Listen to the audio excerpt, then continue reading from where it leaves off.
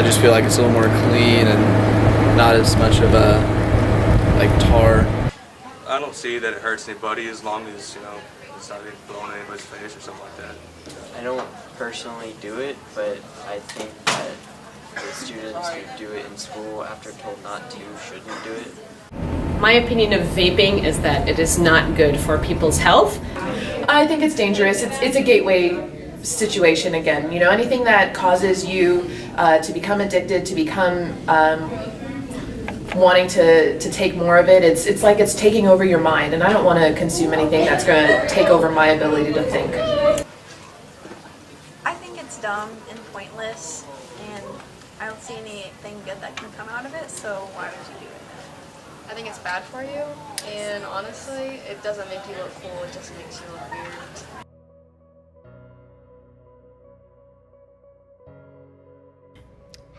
What's the age range? Typically, if I'm selling a smaller device lately, I've noticed that a lot of the younger customers will come in. So for smaller devices, I'll typically see more around 18 to 23. For the bigger devices, that'll range anywhere between 20 to, I think my oldest customer is around 70-something years old. Do you think it's right for underage kids to vape? No. I don't think it's right, and part of the reason why is because being in this industry and walking out with a shirt that says K&D Vapors, I get questioned a lot about certain devices and things like that. I don't think it's right for underage kids to actually use e-cigarettes, especially if they've never touched anything else with nicotine. So if they've never smoked or anything like that, I don't recommend it, just because why start an addiction? Similar to how I don't actually support any of the Juul products or anything like that, because of the fact that for someone who has never touched a cigarette in their life, for someone who has never smoked, never dipped, nothing like that, to go to something with the highest level nicotine in the industry, it's stupid.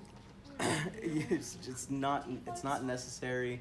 And at the end of the day, it ends up hurting underage kids because of the fact that they're consuming excess amount of nicotine, and that's when you can be more likely to experience nicotine poisoning, and that's not fun. Over the past couple of years, vaping has become very common, and in high school especially, underage kids are getting these vapes. How do they get them while they're underage? I mean, from personal experience, because I started smoking when I was about 14. Usually it's a hey mister, usually there's one friend in the bunch that's of age, or siblings will be a part of it as well. Working here in the industry, we see a lot of parents who will actually get their devices for their kids. Now, we are not allowed to actually allow them to do that. However, over time, it happens.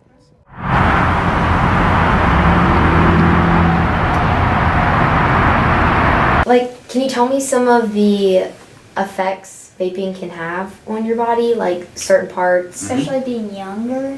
Yes. Like how does that Right. long term and short term? Right, so there are a lot of different effects that vaping can have. Some of those effects are the same as smoking regular cigarettes, or what we would call combustible cigarettes, because an electronic cigarette is still a cigarette.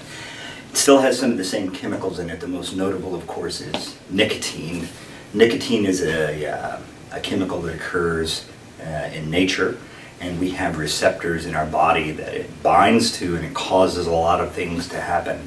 It can make your blood pressure go up. It can, over the long run, put you at risk for high blood pressure and strokes and heart attacks and some very bad problems. In terms of other health impacts, we actually don't know what a lot of the long-term consequences will be of vaping, because electronic cigarettes haven't been around that long. We know that when people began to smoke regular cigarettes, when it became popular, it was back in the 1940s, and it wasn't until the 1960s that we began to see a great increase in the number of diagnoses of lung cancer. We do know that there are cancer-causing agents that are in the fumes or the vapors from the vape devices, and what those agents are actually varies depending on which supplement you use. Some of them have different chemicals, but they're all potentially dangerous. And the heat of the coil inside the device. So the device works by, there's a little metal coil and it heats up the liquid and it makes a vapor out of it. And so how hot that coil gets impacts how much of the fluid gets converted into carcinogens or other harmful chemicals. There's a new sort of trend going around called dripping. I don't know if you've heard of that. It's you take a vape device and you take the safety cover off of it and you drip the liquid straight onto the coil and it makes a hotter, more accessible vapor. That increases the level of nicotine you get from each hit. And so there are people that are starting to do that. We know that's likely to lead to worsening health problems, though we can't prove that yet. You said about, I think it was nicotine poisoning. What is that? Nicotine poisoning it's where you consume too much nicotine, and nicotine is actually a stimulant. So what it does is it causes your heartbeat to start racing really fast. Your skin gets clammy, you start getting kind of the shakes, you start getting nauseous, the room starts spinning and things like that. What do you think drives people, like maybe more like teenage audience, to start like vaping? If they've never even like touched a cigarette before, what do you think? Do you think it's like making them feel cool, like, and fitting in, or what do you think? To be honest with you, it's a mixture of the cultural difference and with the fact that one, yes, you see a lot of adults use them, you see a lot of people use them, and then you see newer products like what I said earlier with the Juul, with the Sorens, with the smaller devices. They're discreet. And so you can use them without getting a lot of attention, basically. Which that alone can cause a lot of things. Not to mention, I know when I was in high school, I smoked cigarettes like a train. So picking up an e-cig, I saw someone else use it. I thought to myself, you know what? That sounds like a better alternative. But at the same time, you're still ingesting nicotine inside of your body. So I don't ever recommend it. Do you think it relieves stress? Maybe for those who do it, but at the same time, I feel like it would create more stress since they have to hide it. Do you think it makes people look cool if they vape? Not really. Do you think flavors like increase people's use in it, and do you think like it causes stress or like relieves it, and that's why people keep coming back to it? Right, so there's no doubt that having a more attractive and less noxious odor improves or increases the tendency to use the device. In the year 2010, there were twice as many, or 3 times as many teenagers who smoked regular cigarettes as there were who used a vaporizing device. By the year 2015, those numbers had reversed. So the vape device, there are almost 3 times as many now teenagers that use a vaporizing device as smoke regular cigarettes. Sort of the misconception there is that it is more acceptable socially and that it is safer. Now, we know that smoking in any form is harmful. As I said, we don't really know what the long-term effects are. For someone who smokes regular cigarettes, who is using the device to try and stop smoking, we think that in the long run it's going to be less harmful than a regular cigarette, though we can't prove that yet. The problem is that if you start with the vaporizing device, it leads to smoking. Almost a third of teenagers who start smoking with a vaporizing device within 6 months have moved to regular cigarettes. And obviously those are profoundly damaging and harmful. Some of the things that you've discussed actually increase the tendency for anyone, not just teenagers, to use the device. It's not as foul smelling, and you don't get your clothes don't smell like an ashtray, and your friends don't wrinkle their noses around you. But it is still very harmful. So which do you think is worse? Do you think like vaping is worse or like an actual cigarette itself? I think cigarettes are definitely a lot worse, and I have to phrase this right because I cannot say that they are legally. From a personal standpoint, I do think that cigarettes do have a lot more chemicals. They do actually have, and I've heard ranges anywhere between 500 to 700 different additives. I've heard more, I've heard less. To be honest with you, what brings it all back for me is the fact that you're using 4 different chemicals that you're consuming on a regular basis regardless, including nicotine, which nicotine isn't actually all that dangerous for you. It's actually very similar to caffeine because it is a stimulant. It does allow your heart rate to race. It does give you that boost of energy when you need it. And to be honest with you, you can find nicotine in tomatoes, potatoes, cauliflowers, and bell peppers. Nicotine is actually made as a natural pesticide. It causes a very funky smell, which allows bugs to actually not come near it. Then there's vegetable glycerin, which is like vegetable oil. It's just What percentage of people vape to stop smoking compared to like people who just vape for other Recreationally? reasons? Yeah. That's a hard question, brother. Just because we do have a lot of customers who vape to stop smoking, and I would say that roughly about 75% of our customers have the intention of stopping smoking. Some of them can't. Some of them need to do the wean down process, so they still smoke and vape at the same time. And then I do also have a large, younger customer base that does it just for fun. Most of those will either go for no nicotine. However, here lately with the smaller devices, I've definitely seen a lot more kids come in here and get a higher nicotine level. So popcorn lung is a recognized complication from vaping. And do you know where the term comes from, popcorn lung? No. All right, so there's a chemical called diacetyl that is used in some of the nicotine supplements that you put into the vapor device. And it is the same chemical that is used in microwave popcorn to make it buttery flavored. And what they noticed back in the 80s is that people who worked in the plants that were making this popcorn would develop this horrible lung disease called bronchiolitis obliterans, which is an airway-centric, terrible inflammatory response that causes a great deal of damage to the lung, and it leads to symptoms similar to emphysema or other forms of COPD. It can be treated, but it can never be reversed. The damage that is done to the airways is pretty dramatic, and it can be crippling or even lethal over the course of time. The best treatment, of course, is prevention.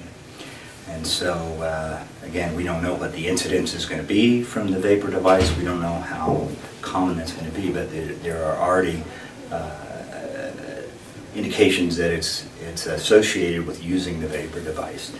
And it's a terrible and progressive disease that we can avoid quite easily by not using any kind of smoking device, including regular cigarettes or the vapor device.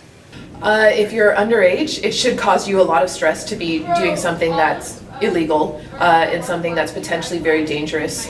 I think that vapes are sometimes marketed to people who are trying to stop smoking, and so maybe in that respect it would be helpful to them to know that they're getting themselves away from that kind of dangerous substance.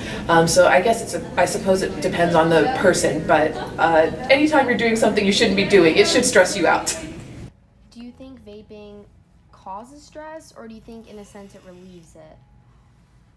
Vaping, just like smoking, does relieve stress a lot. However, because you are adding that nicotine chemical in there, when you don't have access to it, it definitely rises the stress level of things. When you vape, like when you're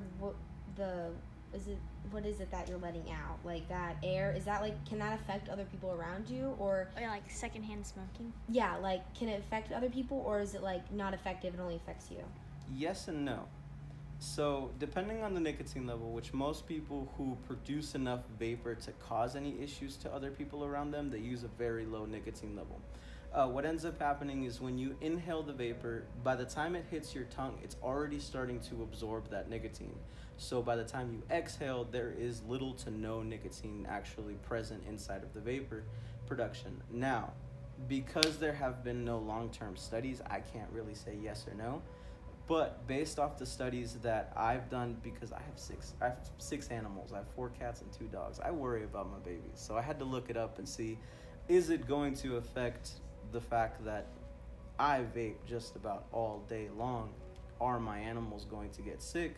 And from recent studies and tests that have actually been done, secondhand vapor is actually just about as dangerous as stagnant air, which is what's surrounding you right now.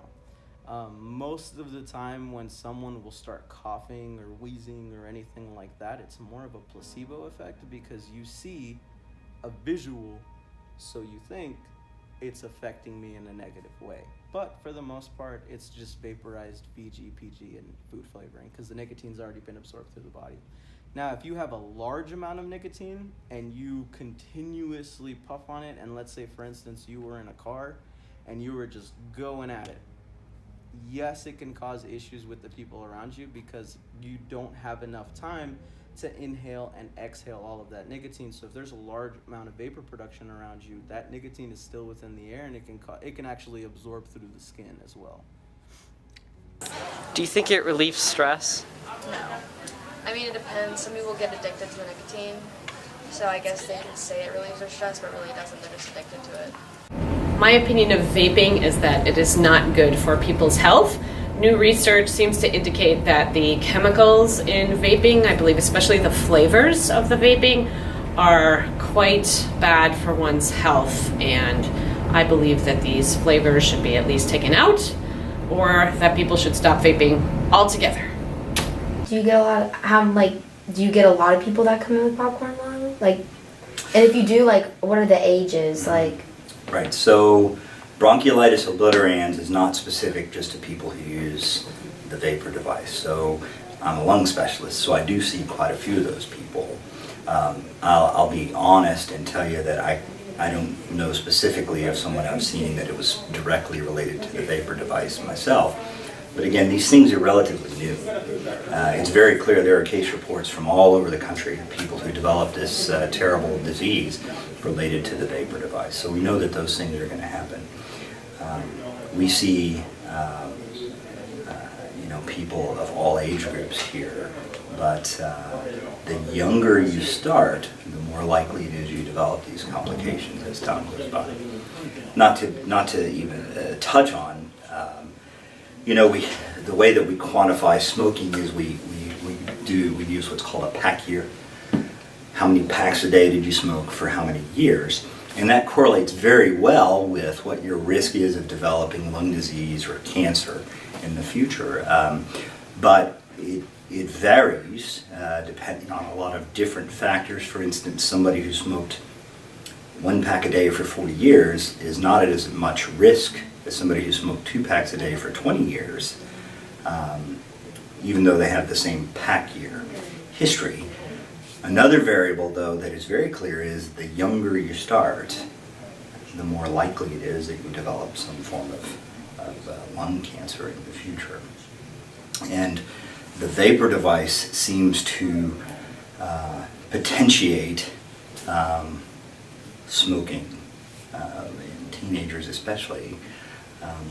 For many years the incidence of smoking has been on the decline, especially among people your age, and that seems to have sort of plateaued out. And my concern is that with the vapor device being sort of a,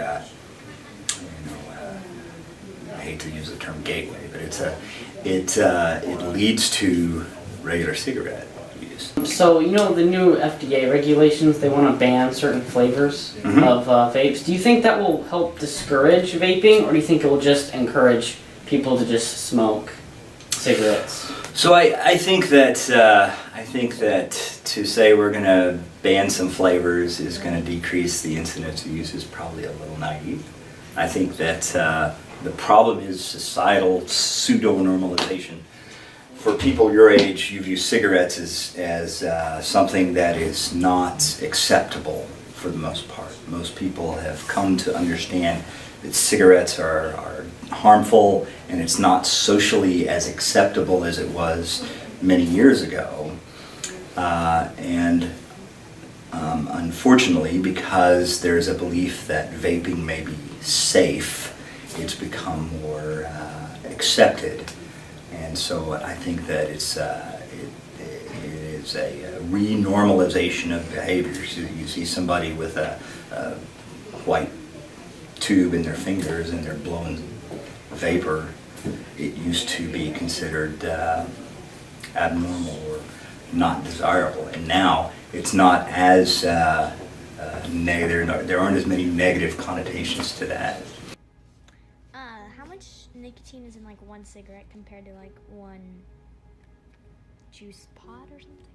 I don't know how to count. So, an average cigarette, whether it be light or bold or anything like that, will contain anywhere between 0.9 to 1.1 milligrams of nicotine. And so throughout the pack, we usually round it out to about 20 milligrams per pack. Juice is actually measured by a ratio. So it's measured by every 100 milligrams and so forth and so forth. Then there's different nicotine levels. So like for instance, for us, we have 0, 1.5, 3, 6, 9, 12, 18, 24. And to not bore you with all of the other ones, basically I use a 3 for every 100 ml bottle that I would use. That's 3 milligrams for every 100 mils. So you're actually consuming a very small fraction of the amount of nicotine that you are consuming through traditional cigarettes. Unless you can drink a bottle, which we do not recommend. There's too much nicotine to consume at one time. When you vape, does it affect anything else besides your lungs? So a lot of those nicotine receptors we talked about are all over the body, and primarily in vascular structures and in the heart. And so it increases blood pressure, and it can impact the heart rate. Nicotine is actually a very potent poison. In high doses, nicotine can be lethal. In one of the little 5 cc bottles, there's about 100 milligrams of nicotine, and the lethal dose of nicotine for a child is about 10 milligrams. So there's enough nicotine in those little bottles to kill a young child. So you have to be careful with those things. That's what prompted the childproof packaging for those things a few years ago. Nicotine is used in pesticides. It's not a healthy chemical or a calming chemical. It's an addictive chemical. The reason people keep going back to it is because their body gets addicted to it and they have to continue to feed that addiction. It's hard to break. And so once you build that nicotine addiction with the vape, it's easy to make the transition to other tobacco products, all of which are harmful, but probably the most harmful is regular combustible cigarettes. You talked about how a lot of this is still new. And are you worried that by the time we learn just how dangerous some of this is, a lot of kids will have already been using it for years. It will become like ingrained, kind of like cigarettes did. It was years before we. So is there a correlation to like the early days of cigarettes? No, I think that's already happening. I really do. I think that's already happening. As I said, about 10% of teenagers smoke cigarettes on a regular basis. Now it's almost 20% use a vapor device at least a couple times a week. So when they begin to use that device, it is socially reinforced by their peer groups, and it's addictive, and so they keep coming back to it, and it becomes a habit that then becomes very difficult to break. And so I think that there is a very great concern that that's exactly what's going to happen, and that's going to lead to an increase in smoking regular cigarettes as well.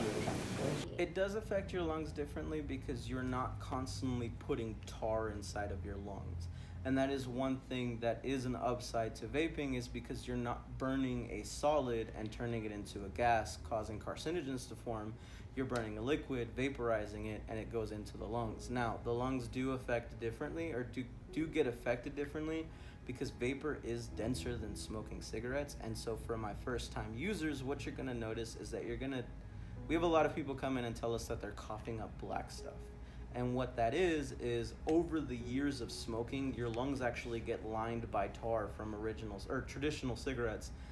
With e-cigarettes, what ends up happening is once you actually consume it, your lungs actually start restoring their strength.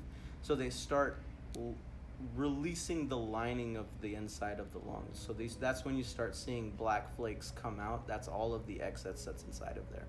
Well, the data on vaping is still really new. Not a lot of studies have been conducted, but nicotine is really the active chemical that's in these vapes, and I'm not aware that it has a specific effect on the lungs. Instead, it causes sort of a rewiring in your brain, causes addiction, and so that's the danger of nicotine. The other chemicals that are in the vape juice really haven't been studied in the context of what it does if you breathe it in. Sometimes they put things that seem really harmless, like flavorings, but those are things that you would consume in food, not something you would breathe in. And so it's probably not safe at all to breathe in chemicals that aren't supposed to be inhaled. And when we inhale things like that, it can usually be associated with cancer. So I wouldn't be surprised if these things become linked to cancer just the way cigarettes have been in the past. Like, in your own opinion, like, do you think vaping is, like, not bad, but do you think it's like what's your opinion on it? Not necessarily bad or good, but like what's your overall like opinion? The way I see it, if you've never consumed nicotine in your life, don't do it. And if you have to do it, or if you really, really want to, don't use nicotine. For me, in my personal opinion, anything foreign going inside of the body always is going to have a negative impact on your body. How would you like help people to stop smoking or vaping? What would be some tips for people to stop it? Boy, that's a good one. So that's a very difficult question. As I've said, there's more to it than just the physical addiction. There's a psychological addiction. There's peer reinforcement, so there are many different approaches we can take to help with that. There are other nicotine replacements that are helpful in getting people to stop smoking. There are strategies for replacing that oral fixation, if you will, with other substances like candy or a pencil or something. And then sometimes it takes psychological reinforcement and analysis. I mean, to break the psychological addiction is sometimes harder than breaking the physical addiction. So it's a multi-modality approach, and sometimes it takes healthcare professionals and psychological professionals and family support. Do you think in the long run, if you like start vaping or smoking young, in the long run, do most people regret doing it? So 99% of the people I meet who smoke always say, I wish I'd never picked that up, right? And I always tell people I've never met a smoker who wasn't trying to quit, which is not entirely true because never is too broad a term. But most of the people I meet will tell you, boy, I wish I could quit. I'm trying to quit. And then it's more insidious than that, because people who have stopped smoking, they'll tell you that I still want to smoke years down the line, you know. So I've never met an ex-smoker either. I've met smokers who just aren't smoking right now. It's a very life-deranging process, and so if you can avoid it or get off of it as quickly as possible, those habits don't get as ingrained, and it may be easier to stay off. What's some advice you give kids that vape now? Like, right, don't. Just don't? Don't. So vaping is an addiction, just like smoking, just like any other addiction. So